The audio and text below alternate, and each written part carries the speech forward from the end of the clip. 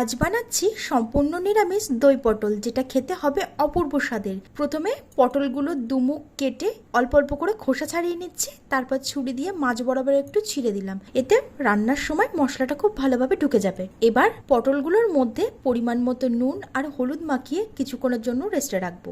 এবার একটা মশলা রেডি করে নেব। মিক্সিং জারের মধ্যে দিয়ে দিলাম আদা, পাকা লঙ্কা, কাজু বাদাম, চার মগজ আর টক দই। এটাকে মিহি করে বেটে নিতে হবে। কড়াতে সরষের তেল গরম করে নুন হলুদ মাখিয়ে রাখা পটলগুলোকে ভেজে তুলে নেব।